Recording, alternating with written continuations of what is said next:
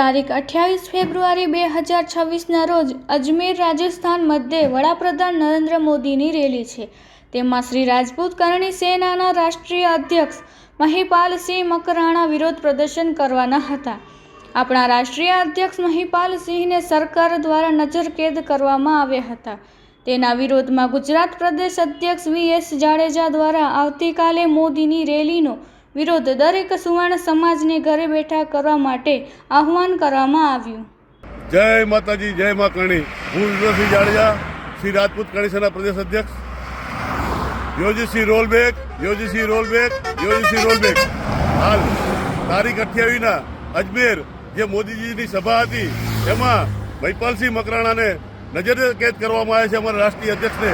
તો એના વિરુદ્ધમાં કાલે તારીખ 28ના આપણે અજમેર ના જઈ શકીએ તો કાંઈ વાંધો નહીં, પણ અહીંયા ગુજરાતમાં હરેક ક્ષત્રિય સમાજ સવર્ણ સમાજ વિરોધ કરે।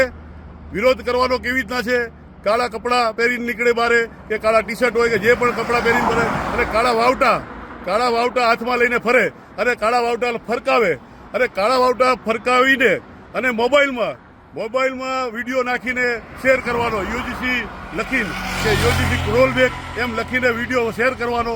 અને આમાં કાંઈ એટલું કંઈ સાહસ કરવાનું નથી, ખાલી એટલી હિંમત બતાવવાની છે કે તમે જો વોટ્સઅપમાં તમે જો જવાબ નહીં દઈ શકો અને સોશિયલ મીડિયામાં તમે તમારો વિરોધ નહીં દર્શાવી શકો તો ભવિષ્યમાં કોઈ રાજકીય નેતા કે સામાજિક નેતા કોઈ તમારો હાથ પકડશે નહીં કે આગળ આવશે નહીં। મહિપાલસિંહ મકરાણા આજ સુધી 18 વર્ષ દરેક સમાજ માટે ગમે ત્યારે ઊભા હોય છે અને લડત આપતા હોય છે ન્યાય માટે।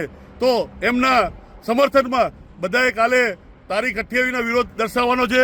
અને એ વિરોધમાં જે આમાં હું કહું છું કે જે મનોબળના નબળા છે એ ઘરમાં બેસીને વિડીયો નાખે અને વાવટા ફેરાવે અને યોજીસી રોલબેક બોલે।